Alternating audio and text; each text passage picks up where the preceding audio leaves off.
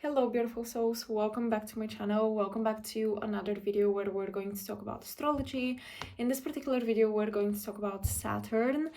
I did a pick a card a couple of weeks ago where in one of the piles Saturn came through, and how the pile should have interpreted Saturn in their chart came through, and I kind of mentioned that I might do a video on Saturn and those different angles and perspectives from which to look at him.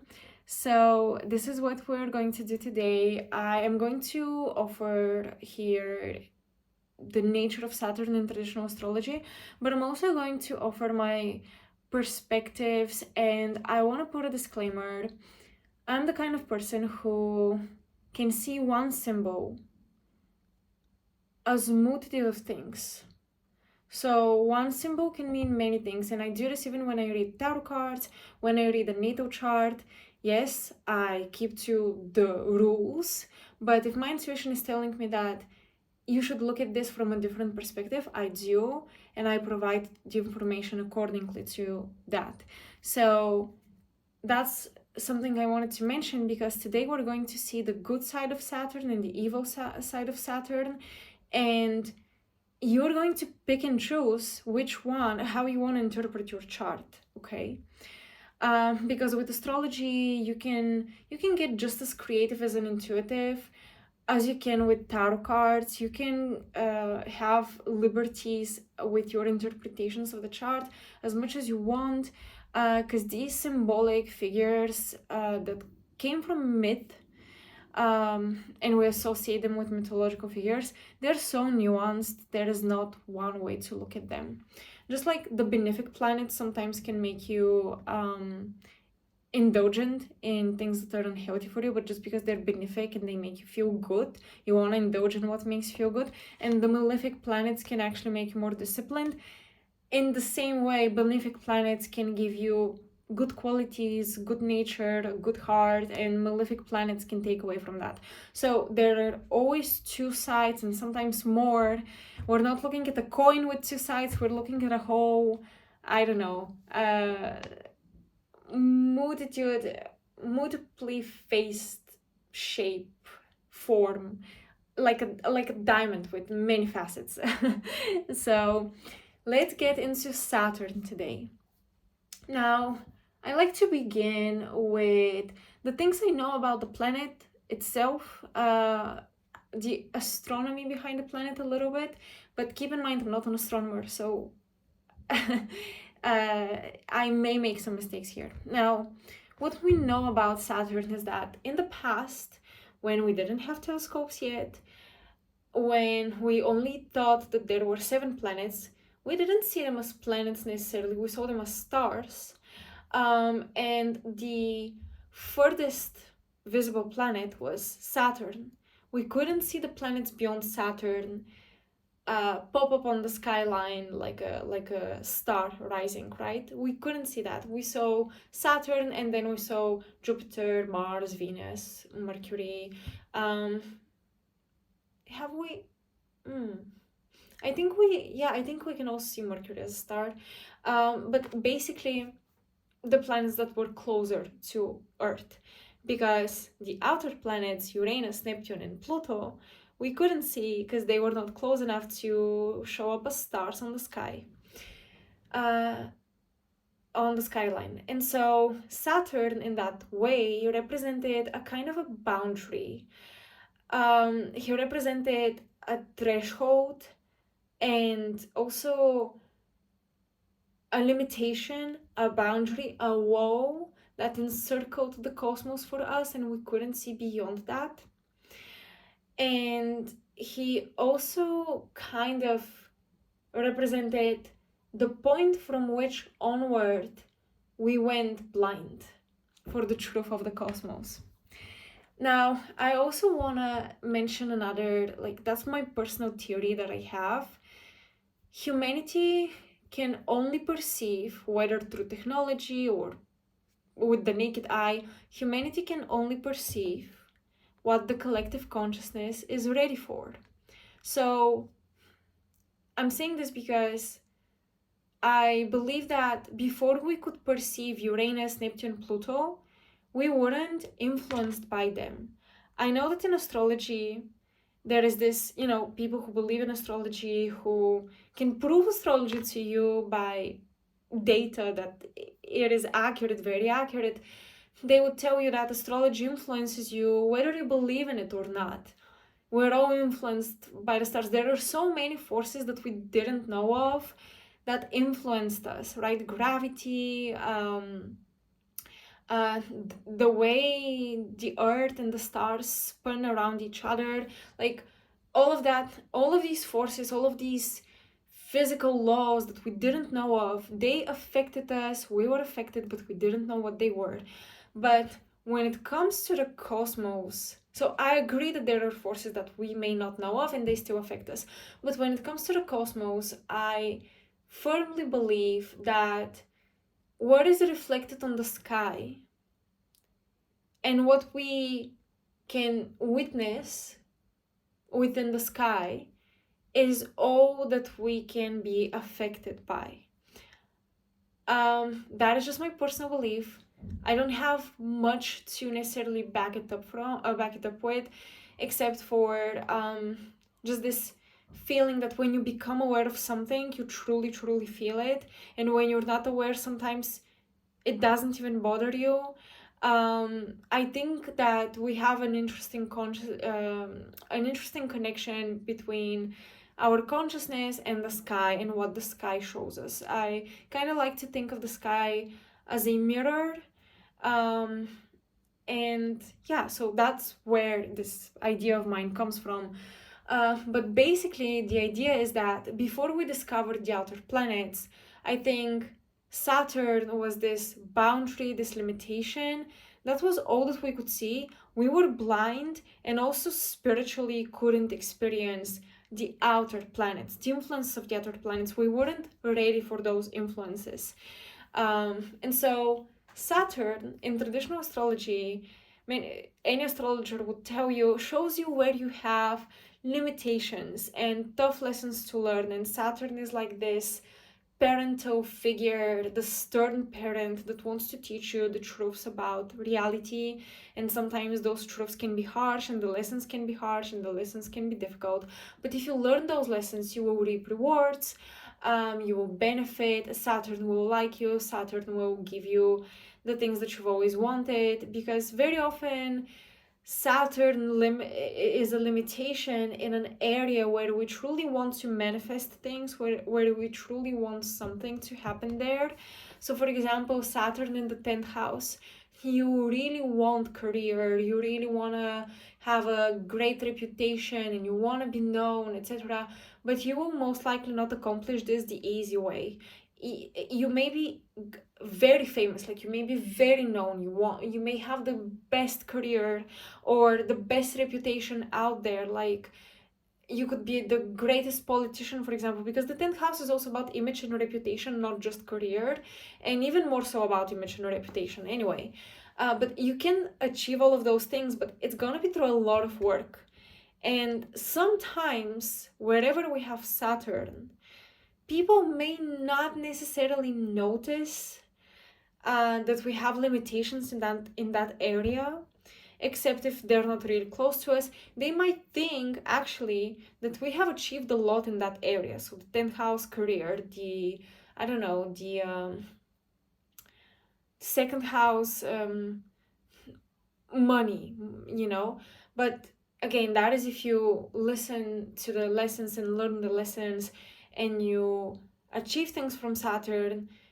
People from the outside would tell you, well, we always knew that you would do it.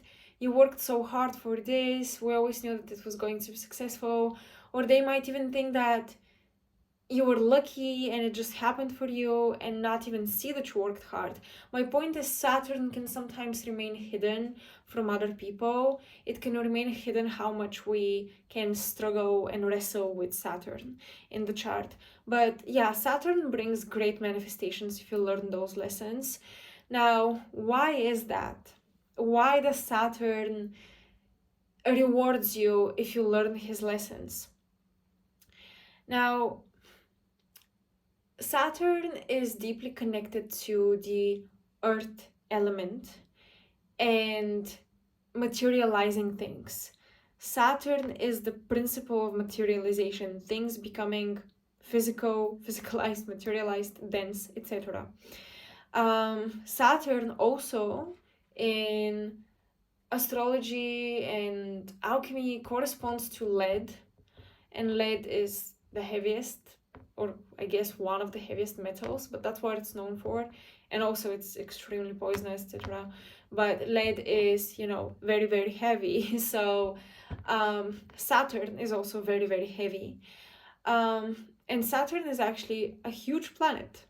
I mean, Jupiter is super big and grand because it was supposed to be a star, but Saturn is also quite big in comparison to the rest of the planets of our solar system. Saturn is pretty big, and it's interesting how Saturn has these rings around it, and it's almost like, symbolically speaking, the rings limit Saturn from expanding further, from growing further.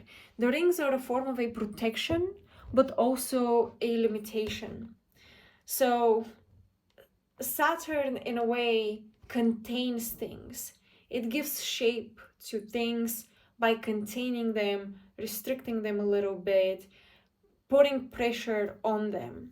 That's how it's linked to the earth element. And I want to do a quick comparison because this ties into the mythology of Saturn and more of its significance. When I speak of Saturn, you can also think of Kronos because they're equivalents. Now,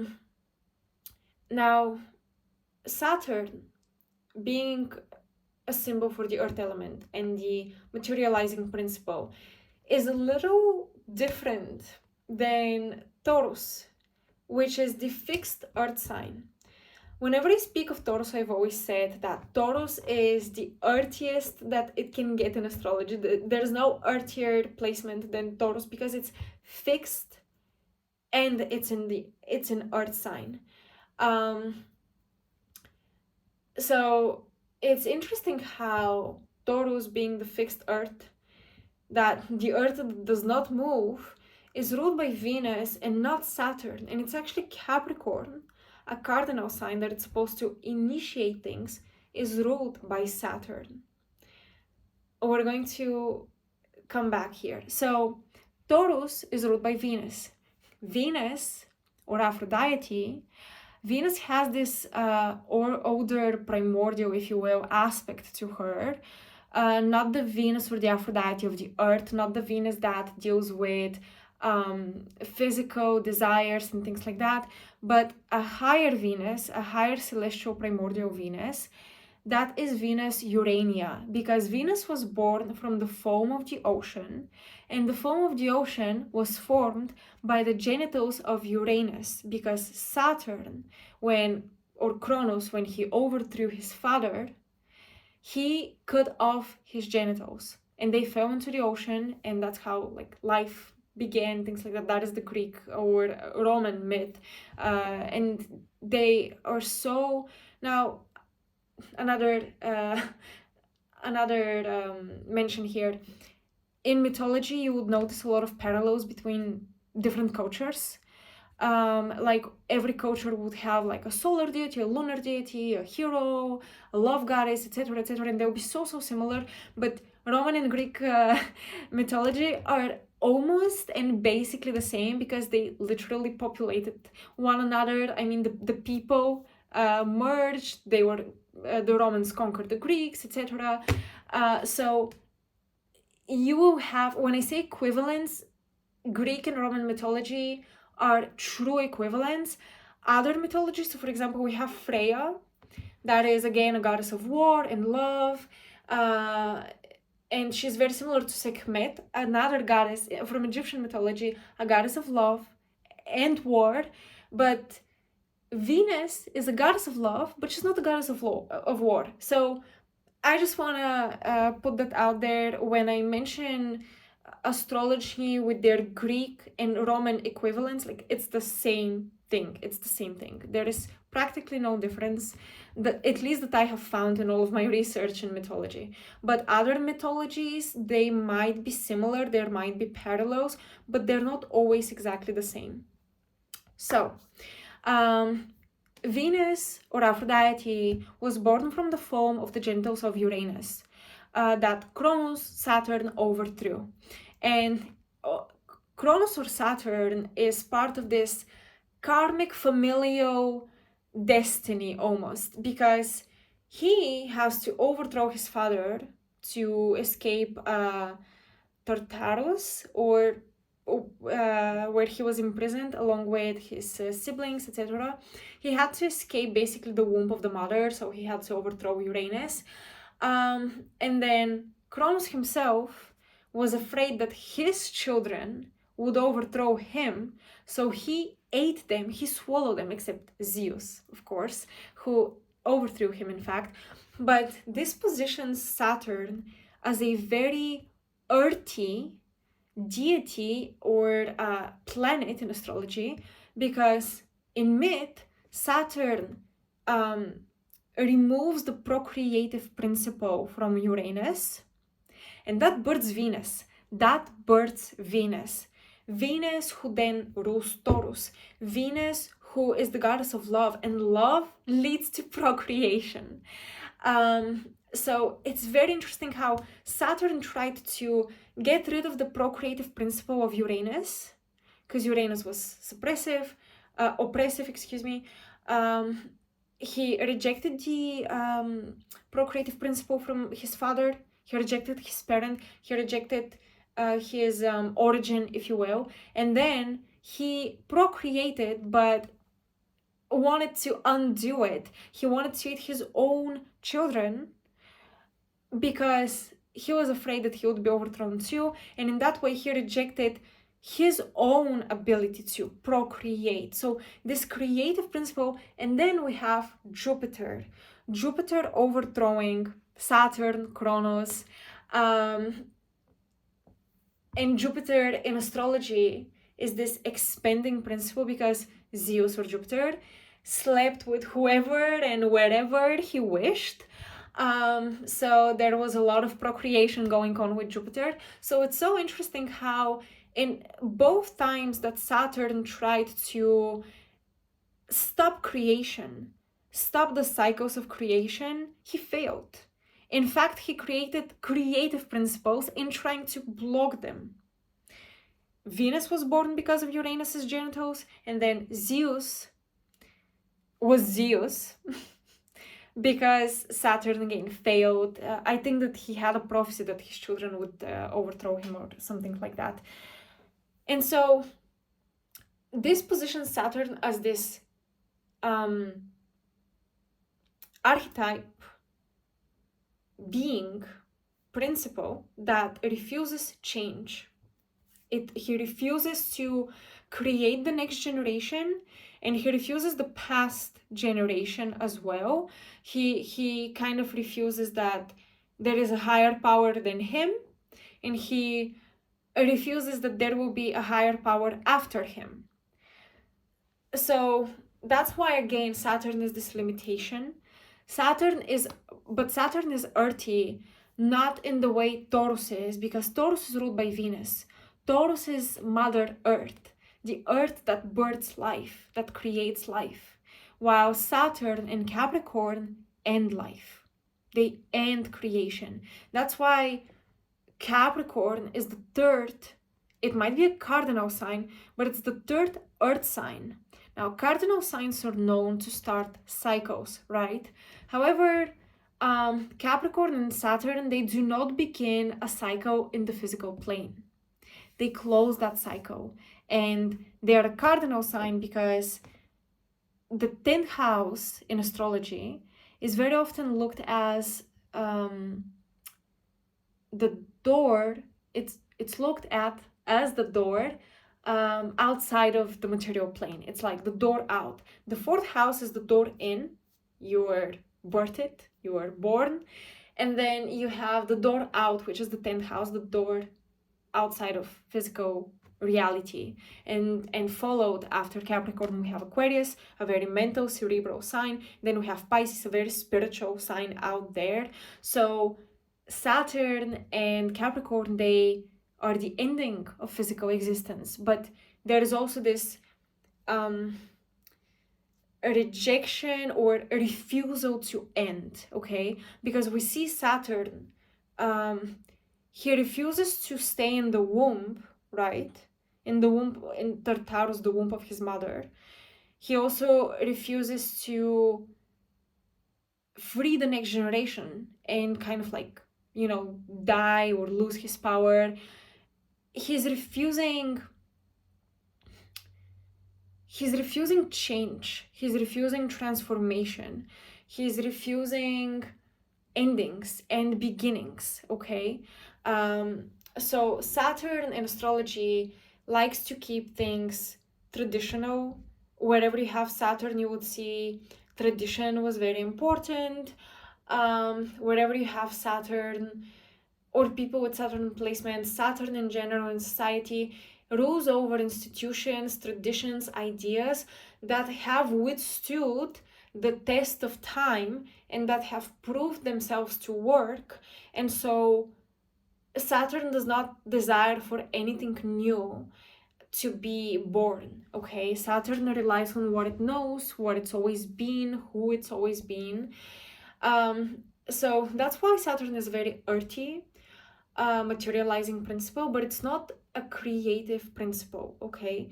So you might notice that in the houses where you have Saturn, it's difficult to create the thing that you want. The universe kind of gives it to you karmically almost. It's fate, destiny, and you have to learn your lessons.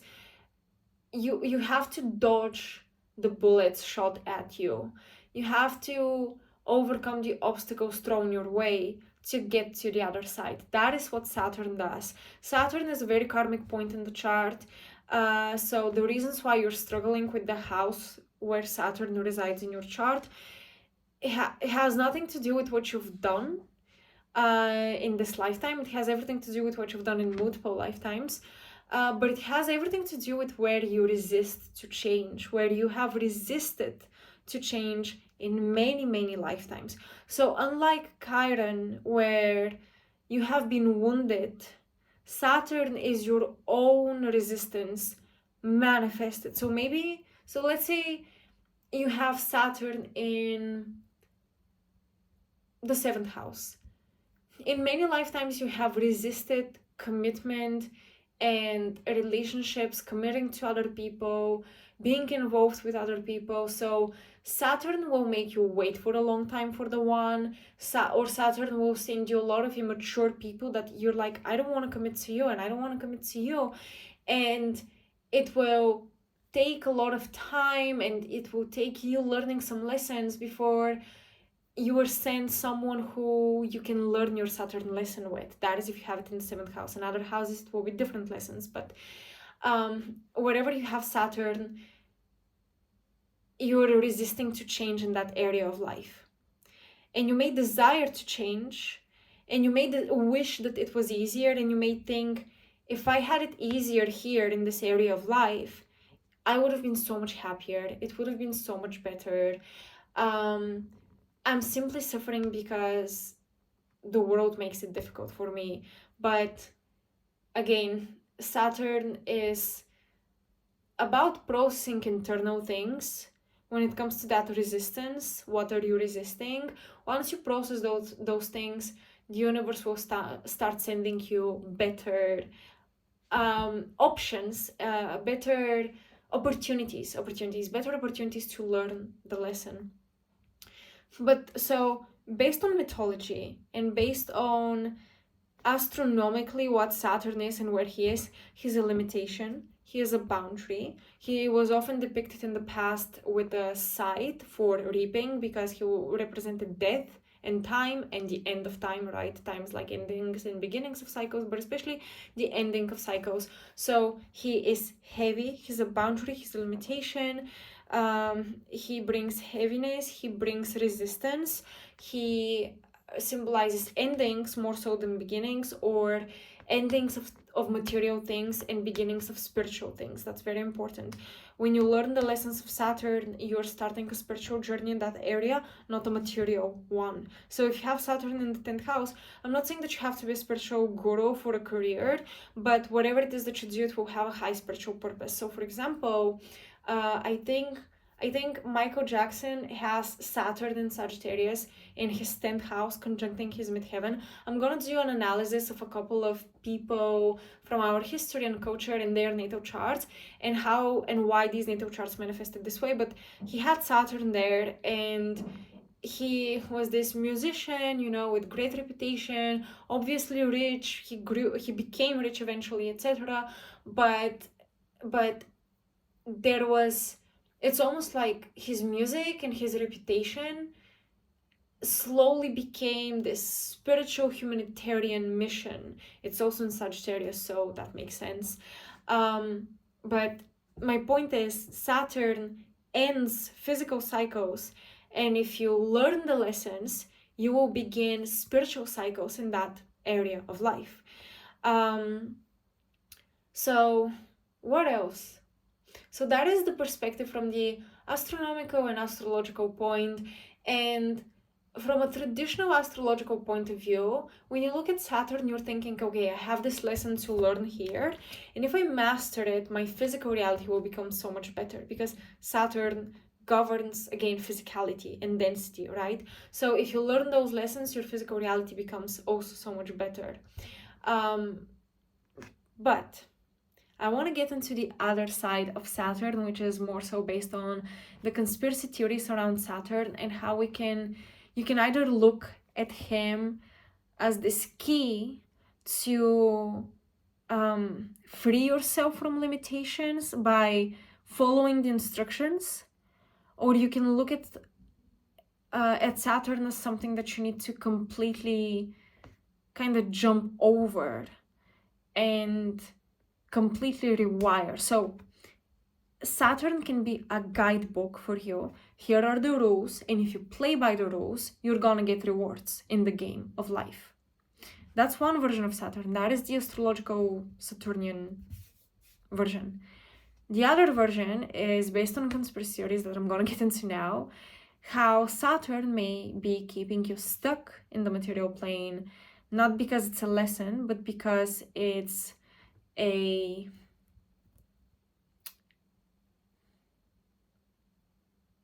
something that you're so almost like obsessed over mastering and experiencing in the flesh and the material plane. So Saturn keeps you stuck.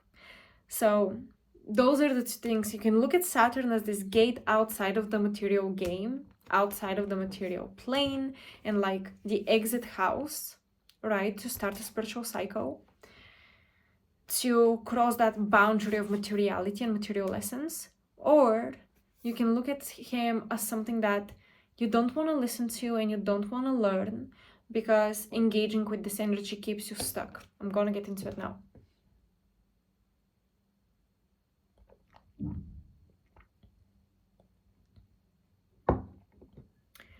So, okay. So there are quite a few conspiracy theories about Saturn worship, that the elites worship Saturn. I'm quite on board with these, but from that perspective, and from the perspective that Saturn is the materializing principle, I can't help but think, because Saturn is often called a teacher, right? A teacher, and if you learn the lessons, you're gonna get the reward. But at what cost, if you resonate with these theories, if you resonate that your consciousness, your mind is capable of, and your soul are capable of jumping over Saturn, like skipping that final boss in the game, if you will.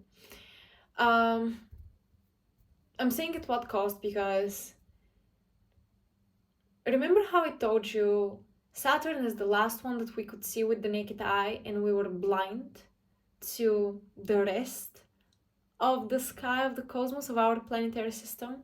Well, interestingly enough, in Gnosticism, they believe, that's my understanding from the amount of research I've put into this, Gnosticism believes, and I think that there are two branches of Gnosticism. They believe that the Old Testament God is the Christian God, and he is blind. And the more I was thinking about that, when I was like listening to videos and reading some articles online on Gnosticism, I was like, isn't Saturn and the Old Testament God is very similar to Saturn. It's the stern parent that will put you through shit so that you can learn your lessons, or for whatever other reason, or maybe for no reason at all, just on a whim. Isn't the Old Testament God from Christianity very, very similar to Saturn? And this this emanation that Gnostics believe in, ruling the physical reality that we live in today, is a blind God, that he couldn't see that there were higher powers than him. And when I was reading this again, it really resonated with how Saturn rejects the father figure, rejects the children, no parents, no kids, just him existing as the ultimate power. So to me, he was very similar to Yaldabaoth. I think they call that emanation that rules, archon that rules over our physical reality, our material reality, and how basically he was blind. He was blind to the fact that there were higher powers than him.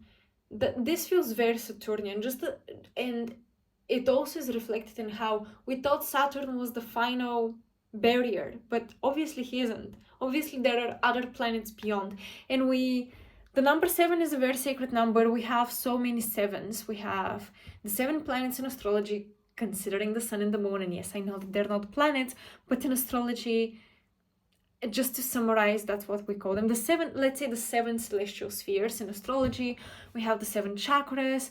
7 is this like beginning and end, but even with the chakras, there are these ideas, and I firmly resonate with them, about an 8th chakra, chakras outside of the body. So we see in different systems number 7 symbolizing a beginning and an end, but we see that there is something beyond the 7th number.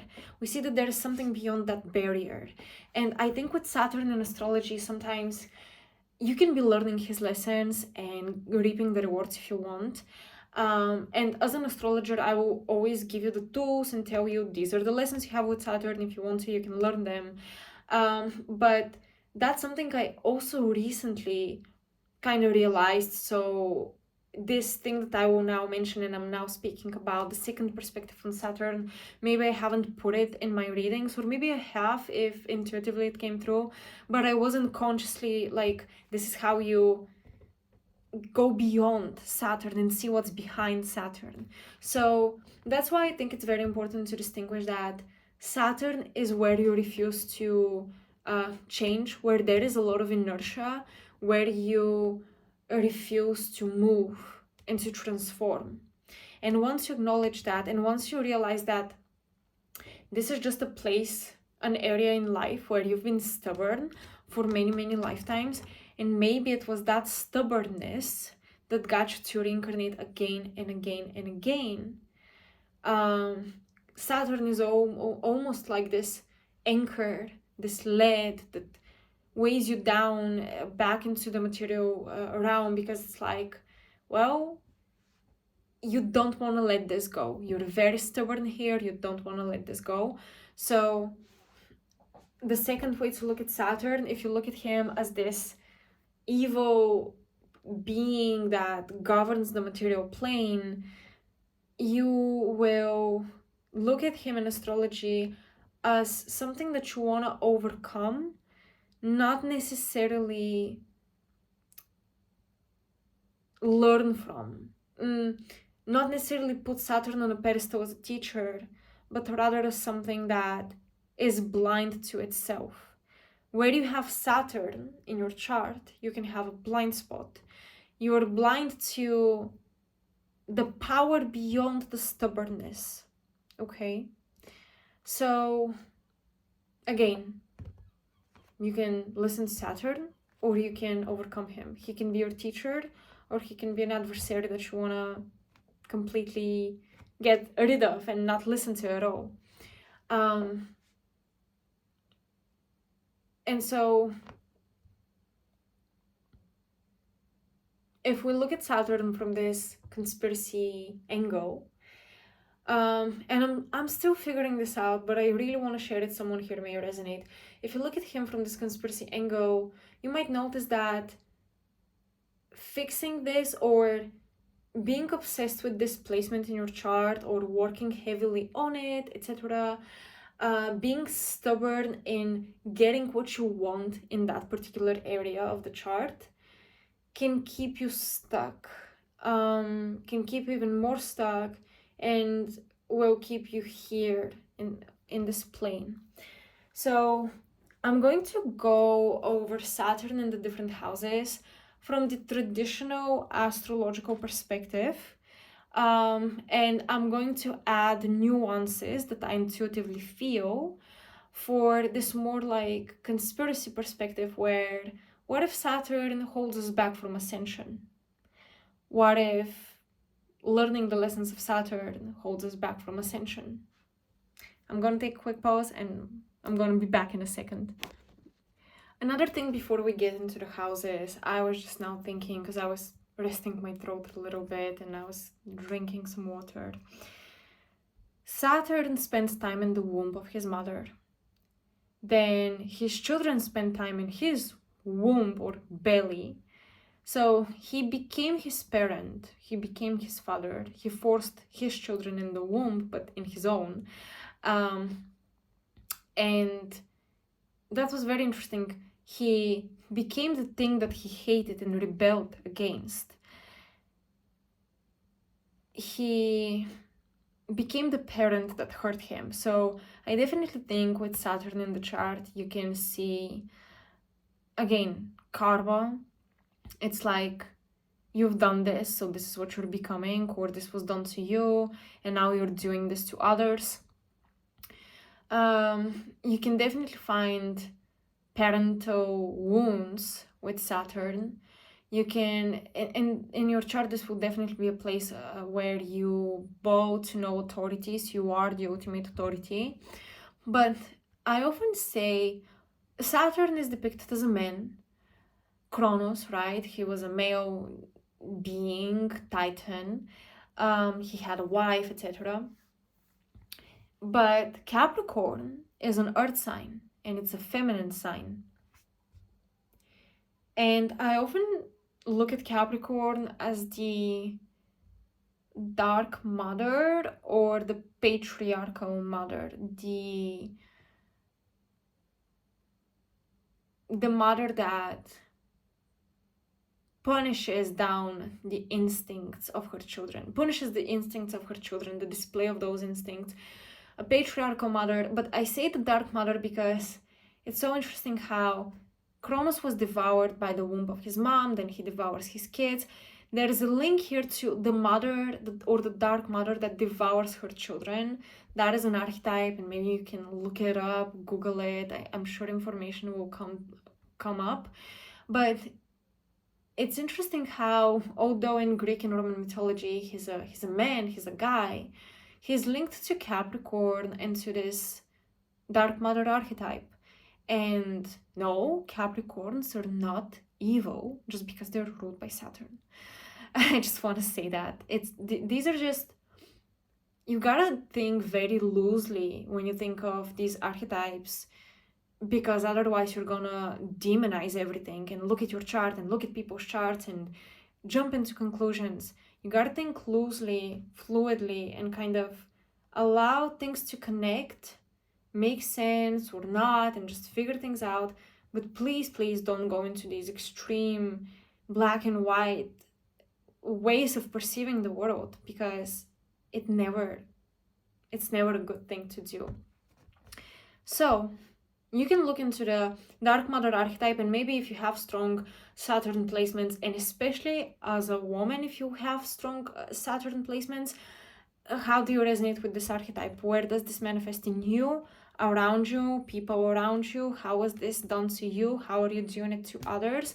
Saturn can definitely be an energy that this is a restriction you do to yourself, to others, or a restriction that is done to you, and then you do it to other people. So, okay, that's something that I just wanted to get out of the way. Now let's talk about the houses. So Saturn in the first house, the limitation, the boundary, the blind spot, the materializing principle in the first house. With Saturn in the first house, you will care a lot about your body, the health of your body, the physical state of your body. You would probably want to have muscles and like train and things like that. The more you are stubborn in life, the heavier you will be. With Saturn holds you back from being free, from being freely yourself, because you are resisting some kind of change. With Saturn in the first house, there is a lesson to learn to become responsible of your own fleeting nature. Now, this is the traditional astrological interpretation. And when you have Saturn in the first house, you have lessons around being responsible for yourself, for your fleeting nature, for your nature to get easily ungrounded. If you have Saturn in the first house, you get easily out of your body, and Saturn is there to try to teach you how to stay in your body. With this placement, if I go a little bit more esoteric / conspiracy theory oriented, I would say your soul does not like to be in the earth plane. Your soul wants to be free and agile, and it wants to move with ease through life. You don't like building, or not that you don't like it, your soul does not want or resists building structures and things of that nature. And maybe because of that resistance with Saturn in the first house,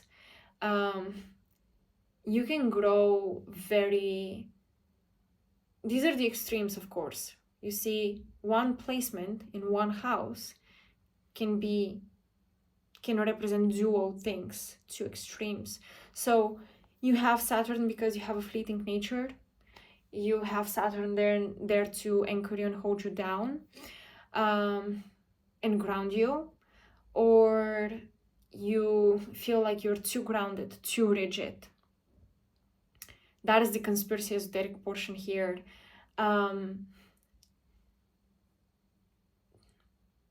That maybe you exploited structure, tradition, you exploited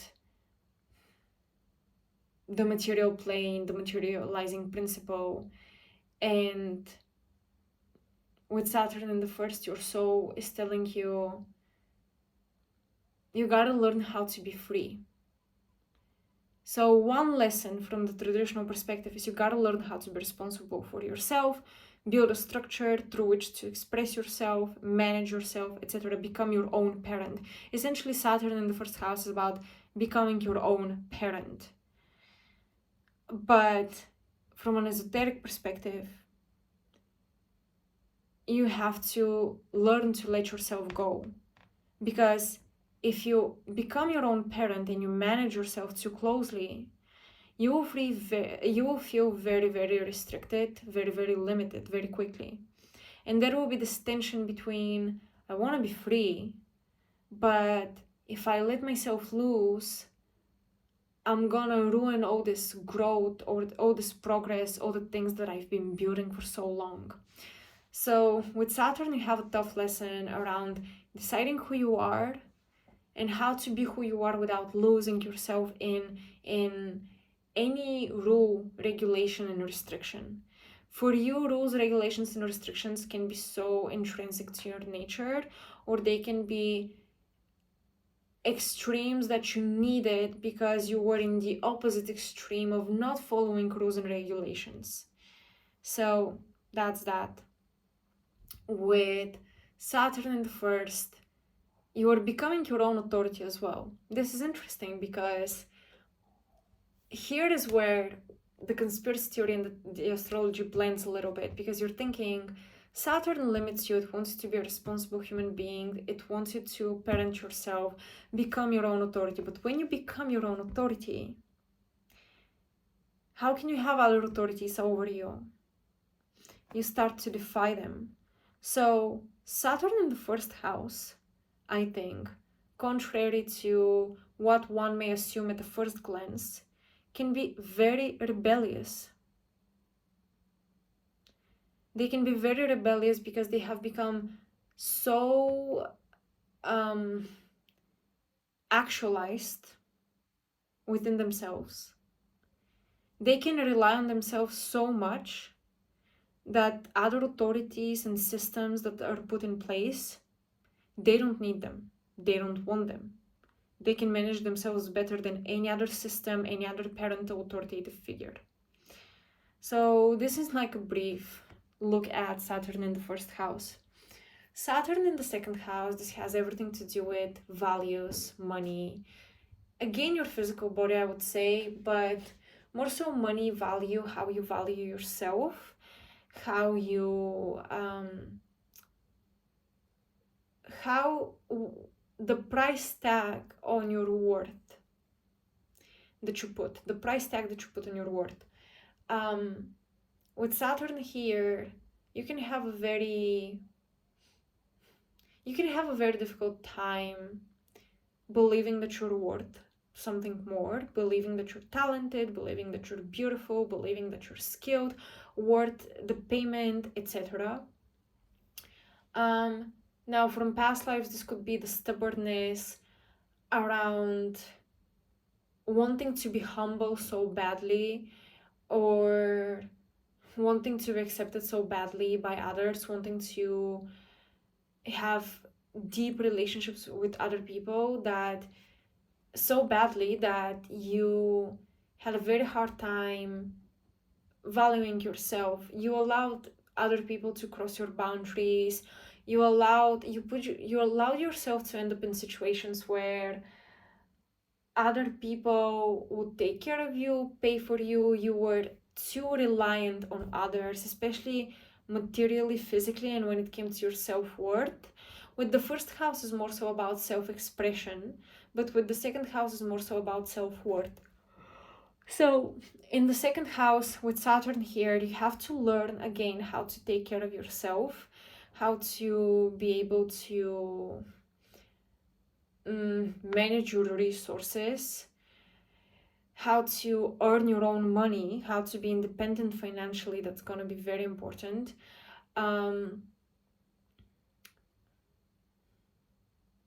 How to protect yourself, how to stand up for your worth and not let anyone mock you or talk you down. That's also going to be very important.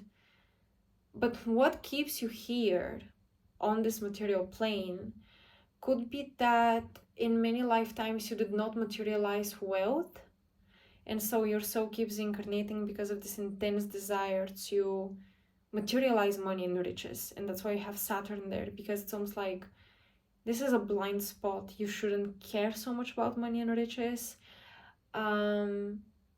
if you want to start the spiritual cycle. But again, you have to pick and choose and see what you feel comfortable with doing according to the different interpretations of your chart and of this placement. So you may feel very uncomfortable with the idea of, I don't want to stop caring about money. I want to care about money. I want to care about my finances. I want to care about my self-worth. So with Saturn, there is a component of letting go, and sometimes letting go can make things more difficult for you in the material reality. That's why this understanding of Saturn that I'm kind of working on and unlocking, I deeply feel that it's not meant to be followed by everyone, because not everyone will handle this very well in a physical sense. I don't think I would follow this, but I'm just sharing this for the benefit of discussion, okay? So with Saturn in the second house, I would speculate that the Saturnian evil entity that keeps us all stuck in this matrix saw that you never had money and you want money really, really badly, and it's gonna deny you money so you can keep following its rules and the regulations and its instructions, okay? But you definitely have to learn boundaries and self-worth. Even if we talk about things different than money, you have to learn boundaries and self-worth, that's for sure. Now, Saturn in the third house.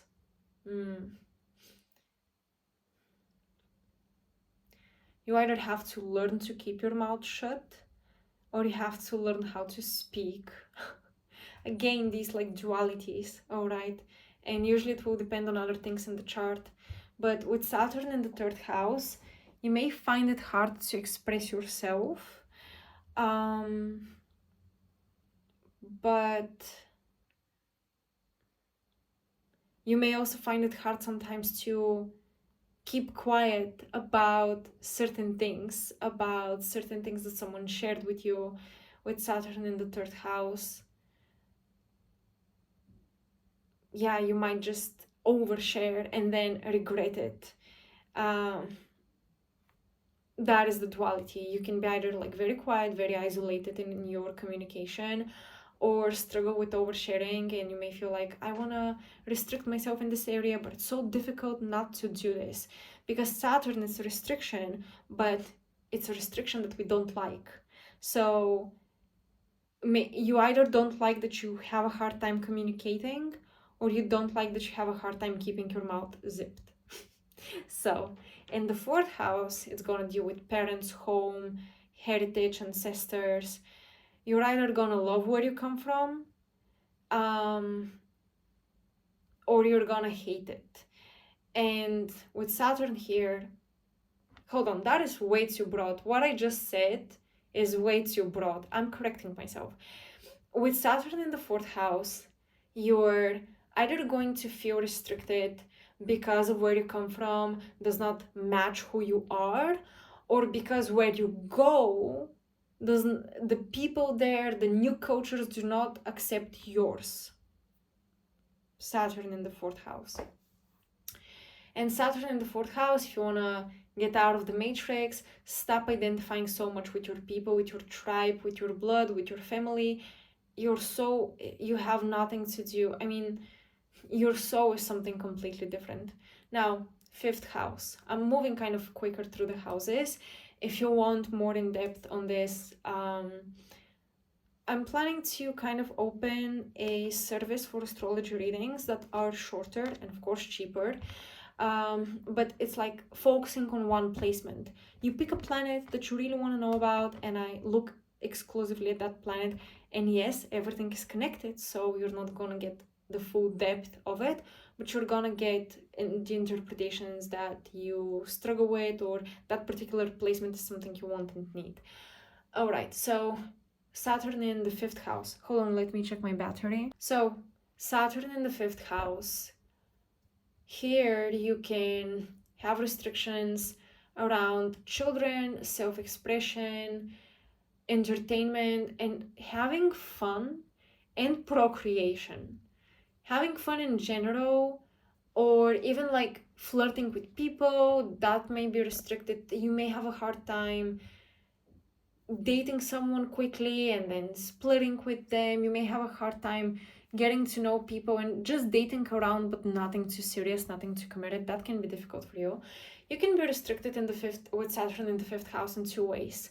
Either you refuse to do those things that the fifth house represents, and that saddens you, it makes things more difficult, or you you don't get the opportunity to do those things. It's like the universe is limiting you. The universe is not giving you the opportunity to date around and be with different people at short intervals of time, have fun and go into the entertainment industry.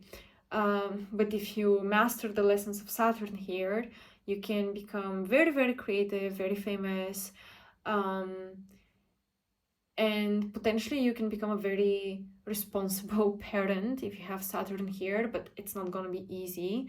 Parenting is not going to be easy for most of you guys with Saturn here, but again, if you work hard, you can become a great parent. And I would say what held you back to reincarnate again in the Matrix were either children or the fact that you wanted to be a star, you wanted to be famous, and it never worked out.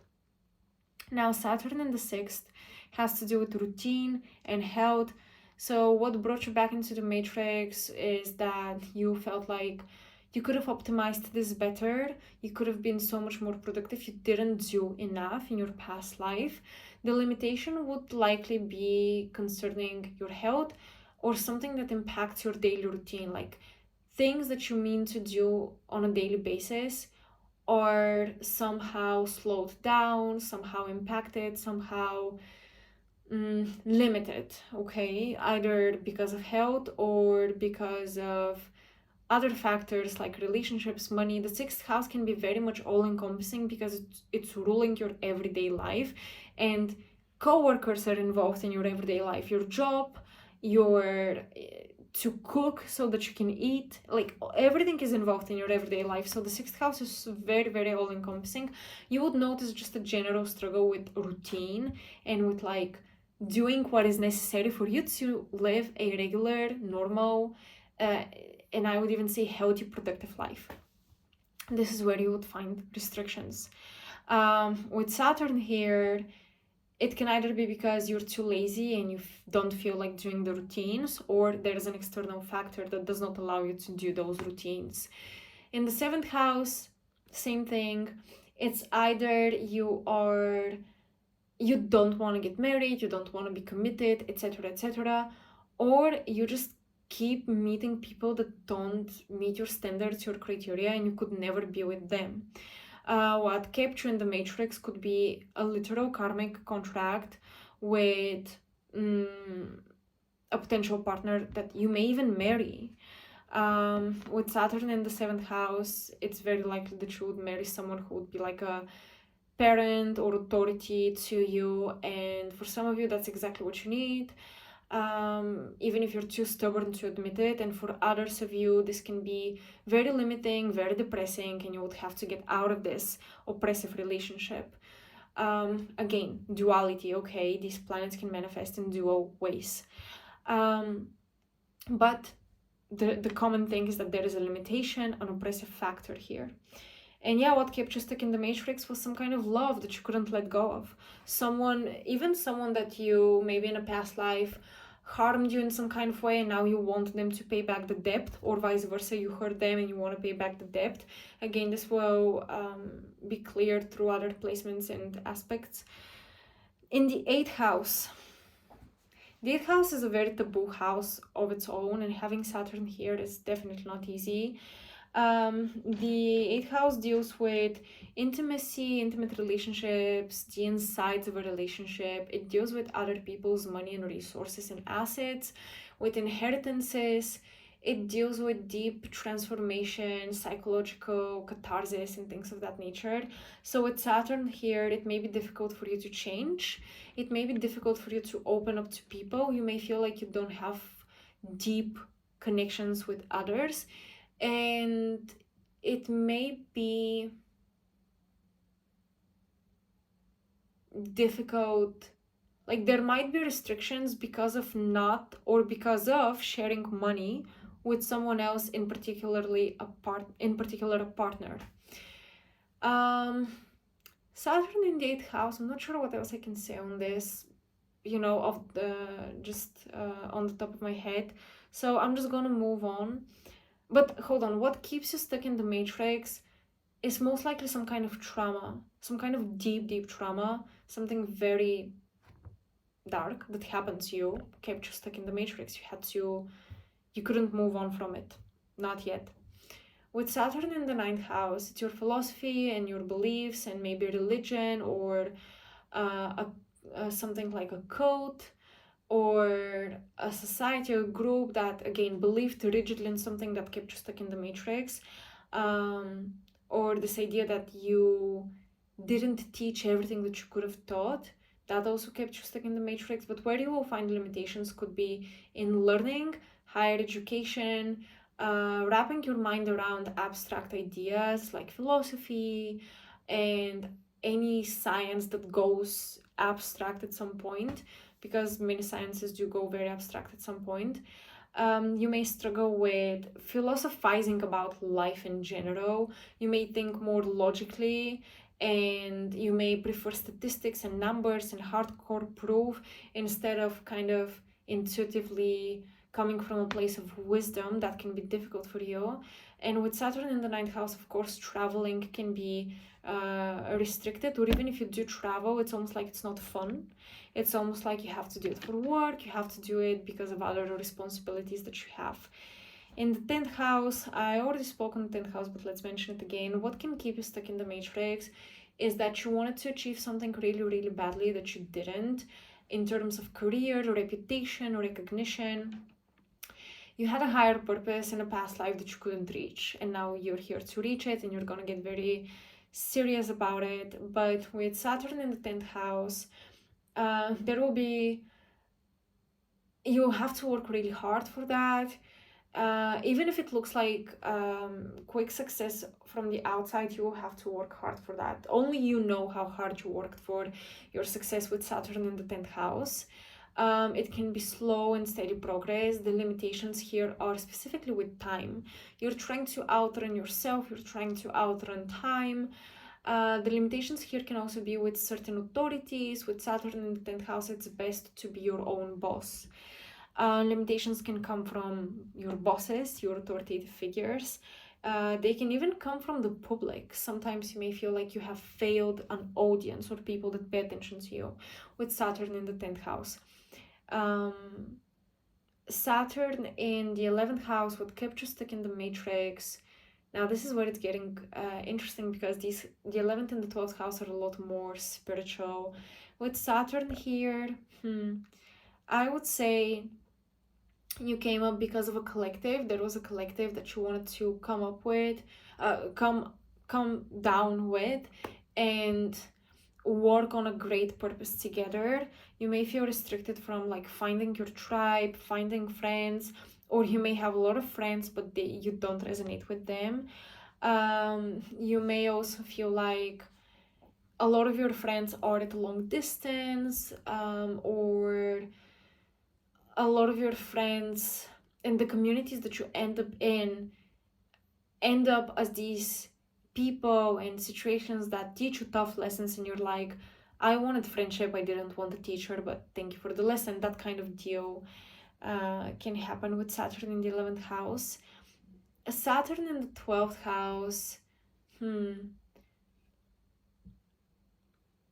something about your imagination and something about escaping. I would definitely say addiction here to substances that help you escape the material plane might have kept you reincarnating.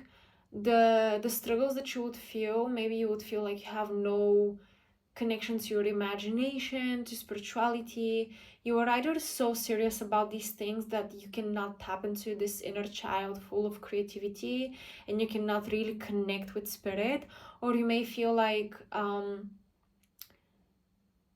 no matter what you do, this is a closed door for you. Or you may even reject it. With Saturn in the 12th house, you could definitely be an atheist. With Saturn in the 9th as well, I forgot to mention that you could not believe in anything, basically. These are things that I see here with the 12th house, but there is this sense of isolation and separation, because the 12th house I always see as this merging with the oneness, like the overarching, all-encompassing, ultimate universal power and consciousness. And with Saturn here, you feel very disconnected from that.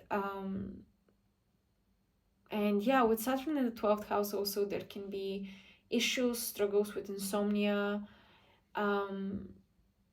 You need a lot more sleep than you think, probably you're not sleeping enough, you're denying yourself that. And you can be very, very stubborn with like not putting your imagination out there, not trying to externalize it, keeping everything in your head to the point where it suffocates you almost.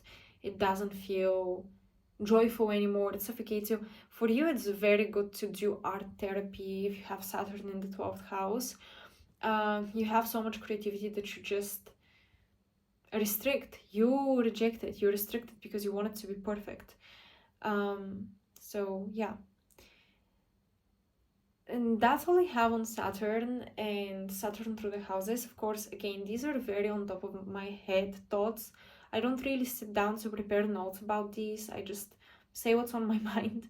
When I do personal charts, if you have ever received a personal chart from me or even an Akashic record, there I really prepare. I really do the research. For the Akashic records, if needed, I do research, but it's mostly channeling.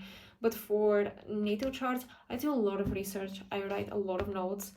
We go very, very, very, very deep and detailed. So what you're getting here is kind of like this, the most important, crucial things that I came up with. So thank you for watching. I hope you resonated. Let me know. And I would love to connect with you again soon. My services are linked in the description box below if you want to book a reading with me, a natal chart reading, or one of these readings where we can look at only one placement. So thank you for watching this.